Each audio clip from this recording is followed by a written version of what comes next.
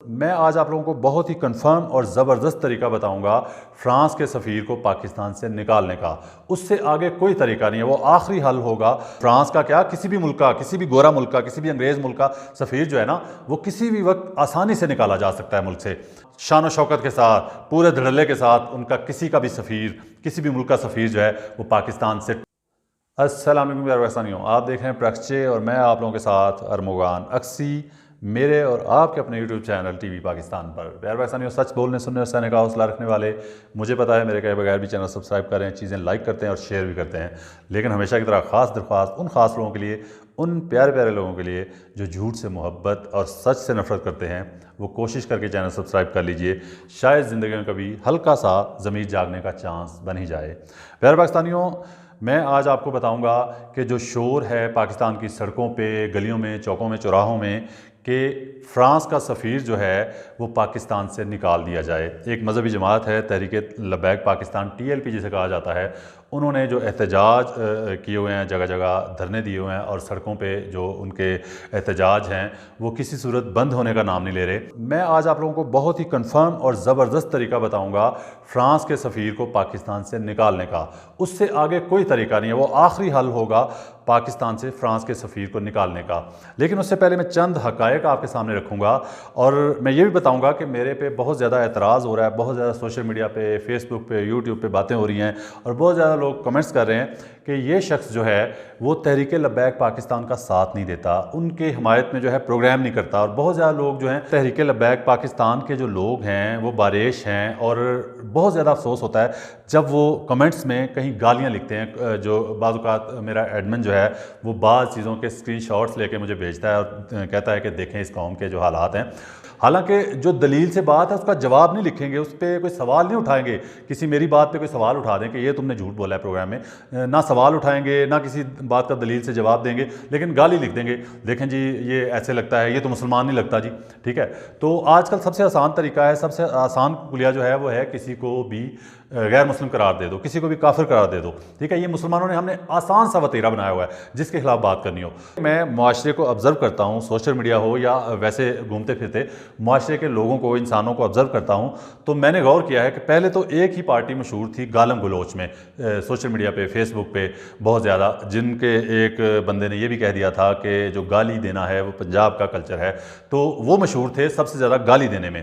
तो मैंने दूसरे नंबर पे जो लोग देखे हैं वो मैंने माजरत के साथ मुझे बहुत अफसोस होता है कि जब मैं देखता हूं कि गालम गलोच करने वाले ज़्यादा लोग जो है और जो दलील से बात नहीं करते, किसी की बात पे कायल होने के बजाय या उसको सवाल करने के बजाय गाली देते हैं, वो TLP के लोग हैं और तहरीक लब्बैक पाकिस्तान का जो चेहरा है वो सोशल मीडिया पर ये दिखा रहे हैं। तो इस वजह से भी मैं हिम्मत ना कर सका इनके बारे में प्रोग्राम करने की या इनके हक में प्रोग्राम करने की। और यकीन मानिए मुझे दूसरों पे जो दूसरी पार्टियां, सियासी पार्टियां, वो PTI हो, नून लीग हो, पीपल्स पार्टी हो, वो जो उनके सपोर्टर हैं, जो उनके जो पैरोकार हैं, वो गाली देते हैं। मुझे यकीन करें इतना दुख नहीं होता जितना जो एक मजहबी जमात जो मज़हब का नाम लेके आशिक रसूल कहलाने के जो दावेदार हैं वो जब गाली देते हैं मुझे बहुत दुख होता है, क्योंकि इन्होंने हमें दीन सिखाना है, इन्होंने हमें सीधे रास्ते पर चलना सिखाना है, इन्होंने हमें सिखाना है कि गाली देना जो है इस्लाम में हराम है। गाली देने वाले का और गाली का जो मकाम है वो किस कदर घटिया और नीच है इस्लाम में, इन लोगों ने हमें तरबियत करनी है। इन लोगों ने हमारे बच्चों की, हमारे आने वाली नस्लों की इस्लाम के मुताबिक, नबी सल्लल्लाहु अलैहि वसल्लम की तालीमात के मुताबिक ज़िंदगी गुजारने के तरीके इन्होंने बताने हमें।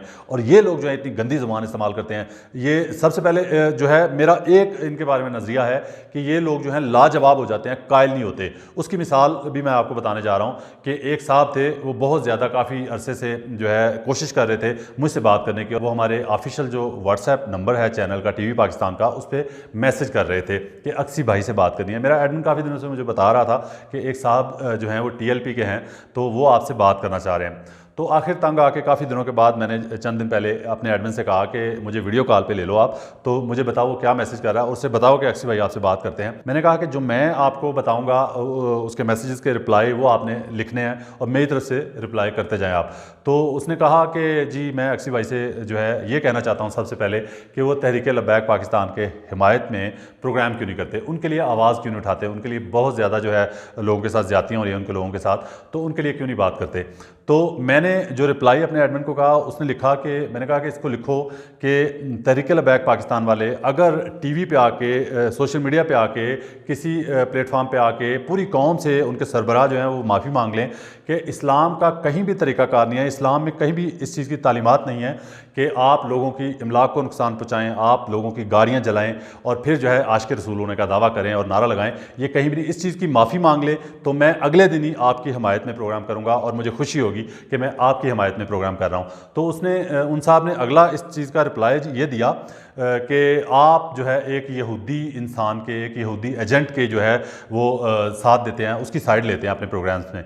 तो जो ख़ातमुन नबीयीन जिसको कहना नहीं आया, तो उसने जब ये लिख के मैसेज भेजा तो मेरे क्लोज़ था, वो कैमरे के वीडियो कॉल पे था मैं एडमिन के साथ, तो मैंने गौर से देखा तो उस शख्स ने ख़ातमुन नबीयीन गलत लिखा हुआ था मैसेज के अंदर, जो कह रहा था कि जिस शख्स को ख़ातमुन नबीयीन कहना नहीं आया वो काफिर है, वो मुसलमान ही नहीं है, तो आप उसका साथ देते हैं। तो मैंने उस शख्स को कहा, मैंने कहा इसको मैसेज करो कि कोई शर्म करो, कि थोड़ी सी हया करो, तुमने ख़ातमुन नबीयीन गलत लिखा है अपने मैसेज के अंदर, तो अब तुम्हारा क्या इलाज है, तुमने भी गलत लिखा है ना। उन्होंने गलत कह दिया या लिख दिया, एक ही बात है ना। आप लिख रहे हैं क्योंकि आप मेरी बात हो रही है आपसे मैसेज पे, तो आप लिख रहे हैं, तो आपने गलत लिख दिया। तो उस शख्स ने बड़ा प्यारा जवाब दिया, मुझे बड़ा ही ज़बरदस्त जवाब दिया। उसने कहा जी अल्लाह बड़ा गफूर रहीम है, मैं अल्लाह से माफ़ी मांगूंगा इसकी। मतलब आप गलती करेंगे, आप गलत करेंगे, आप नबी पाक की शान में कोई हल्की फुल्की गलती से भी गुस्ताखी कर बैठेंगे तो आप अल्लाह से माफ़ी मांगेंगे उसकी। लेकिन इमरान खान की ज़ुबान अगर फिसल गई और उसके मुंह से सही तरह से, सही तरीके से जो है ख़ातमुन नबीयीन का लफ्ज़ जो है वो नहीं निकल सका, तो वो अल्लाह ताला से माफ़ी मांगने के बजाय आप लोगों से माफ़ी मांगे। वो आपको जवाब दिया, वो अल्लाह को जवाब दे नहीं है, वो अल्लाह का बंदा नहीं है, वो भी तो अल्लाह से माफ़ी मांग सकता। ये इनका जो है वतीरा है, ये इनका किरदार है। बहरहाल वो लाजवाब हो गया बंदा, लेकिन कायल नहीं हुआ। अब मैं आपको ये बताता हूँ कि जो लोग बहुत ज़्यादा शोर मचा रहे हैं कि फ़्रांस का सफ़ीर पाकिस्तान से निकाल दिया जाए, तो सबसे पहले मैं आपको बताऊँ कि पाकिस्तान के कितने लोग पाकिस्तानी जो हैं वो फ़्रांस में रोज़गार के सिलसिले में वहाँ मौजूद हैं। तो मैं सिर्फ फ्रांस की बात कर रहा हूँ, वैसे जो यूरोपीय यूनियन है, यूरोपियन यूनियन के तमाम ममालिक जो है ना 27 हैं शायद या 26 हैं इस वक्त टोटल जो है शायद, तो उसमें इटली भी है, फ्रांस है, स्पेन है, तो काफ़ी ज़्यादा और बड़े बड़े ममालिक हैं जो तरक्की याफ्ता ममालिक हैं और जहाँ के वीज़े के लिए पाकिस्तानी लोग तड़पते हैं, ठीक है। और वहाँ जाके जो है बाज़ लोग जो है अपनी मजदूरी कर रहे हैं, अपने पीछे 4-4, 8-8 लोगों का जो कुनबा है उनकी जो है वो कफ़ालत कर रहे हैं वहाँ बाहर बैठ के मुल्कों में। तो मुझे सिर्फ ये बताएं कि फ़्रांस में सिर्फ जो है ना 1,25,000 के करीब पाकिस्तानी हैं सिर्फ फ्रांस के अंदर। तो ये जो लोग एहतजाज कर रहे हैं, पाकिस्तान में पहले बेरोज़गारी जो है वो उरूज पे है, तो यहाँ पे रोज़गार नहीं है लोगों के पास, महंगाई अपने जो है सर चढ़ के बोल रही है लोगों के ऊपर। तो वो क्या करेंगे, वो जो 1,25,000 लोग फ्रांस में बैठे हुए हैं, पाकिस्तानी लोग हैं, अगर फ्रांस ने उनको अपने मुल्क से निकाल दिया तो फिर वो क्या करेंगे। और उनके जो कुनबे 1,25,000 के साथ कम से कम 8-8, 10-10 अफराद जो हैं वो जुड़े हैं, ठीक है, फैमिलियाँ जुड़ी हैं उनकी, जो उनके रोज़गार से, जो उस बंदे के रोज़गार से जो है वो खाना खाती हैं, जिनको रोज़ी मिलती है पाकिस्तान में बैठ के। तो वो क्या करेंगे। उसके बाद अगर मैं चलूँ आगे चलूँ तो जितने ममालिक हैं तकरीबन यूरोपीय यूनियन के जितने ममालिक हैं उनका आपस में बड़ा इत्तेहाद है। जो ही आप सफ़ीर जो है पाकिस्तान से निकालेंगे तो 26 से 27 ममालिक जो हैं यूरोपीय यूनियन के जो मेंबर हैं, वो तमाम ममालिक अगर पाकिस्तानियों को अपने अपने मुल्कों से निकालने पे आ गए तो पाकिस्तान किधर जाएगा।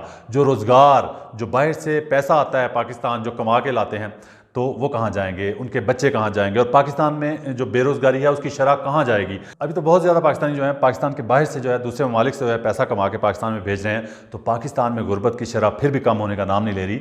तो फिर पाकिस्तान का क्या बनेगा। लेकिन मुझे पता है ये साहब जो हैं, साहिबान जो हैं, जो TLP वाले या जो उनके हमायती हैं, वो यही जवाब देंगे कि जी हम नबी पाक पे जो है कट मरेंगे, उनके लिए हम सब कुछ बर्दाश्त कर लेंगे। यकीन करें ये जो नारे लगाने वाले हैं, ये 4 दिन की भूख जो है नबी पाक सल्लल्लाहु अलैहि वसल्लम की बर्दाश्त नहीं कर सकते, ठीक है, ये साबित किया जा सकता है। तो सबसे पहली बात यह है कि इनको उनका तो कोई फिक्र नहीं है, जो लाखों पाकिस्तानी बाहर बैठे हुए हैं। तो मतलब ये बनता है सीधा सीधा कि 22 लाख के करीब, तकरीबन 22 लाख के करीब जो पाकिस्तानी हैं वो यूरोपीय यूनियन के जो ममालिक हैं, जो मेंबर हैं, वहाँ रहते हैं, वहाँ से रोज़गार कमाते हैं, वहाँ से रोज़गार कमा के अपने पाकिस्तानी जो फैमिलियाँ हैं, ख़ानदान हैं, 8-8, 10-10, 12-12 लोगों का, उनकी कफ़ालत कर रहे हैं। वो कहाँ जाएंगे, वो क्या करेंगे। तो दूसरी बात यह है कि मैं आपको अब तरीका बता सकता हूँ। तरीका उसका यही है प्यारे पाकिस्तानियों, कि जिस तरीके से पाकिस्तान से जो फ्रांस का क्या, किसी भी मुल्क का, किसी भी गोरा मुल्क का, किसी भी अंग्रेज़ मुल्क का सफ़ीर जो है ना, वो किसी भी वक्त आसानी से निकाला जा सकता है मुल्क से।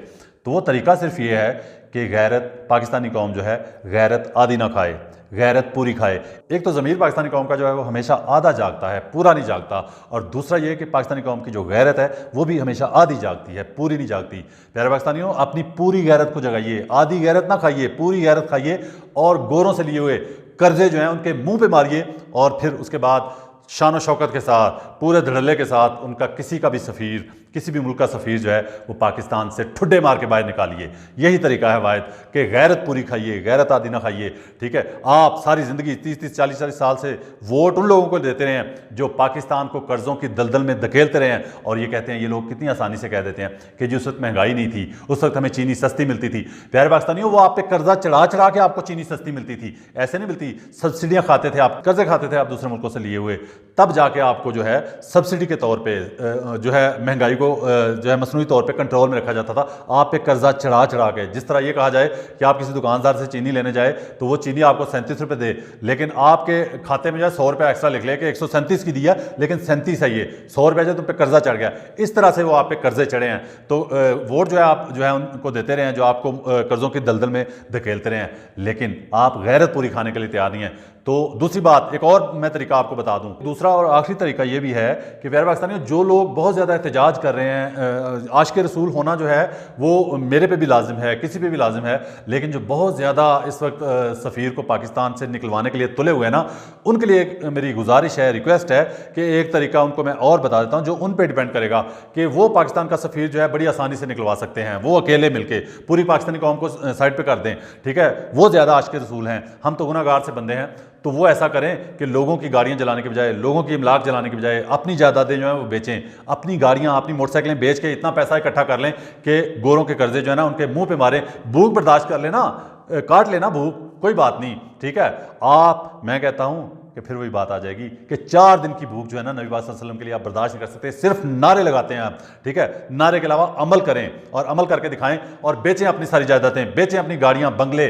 ठीक है, इतने जो है आपके सरबराहों के भी इतने बड़े जो है महल हैं, बड़ी बड़ी गाड़ियां हैं जिनके पास, तो वो भी बेचें, और आप अपनी साइकिल, मोटरसाइकिल तक सब कुछ बेचें और लगा दें इस काम पे जो है गोरों के कर्जे वापस करने में। तो फिर जो है पाकिस्तान से जो सफ़ीर है फ्रांस का, यकीन करें वो खुद ही भाग जाएगा। आपको कहना नहीं पड़ेगा, आपको निकलवाने की कोशिश करनी नहीं पड़ेगी, वो शर्मिंदा होकर खुद ही भाग जाएगा यहाँ से। पाकिस्तान जिंदाबाद।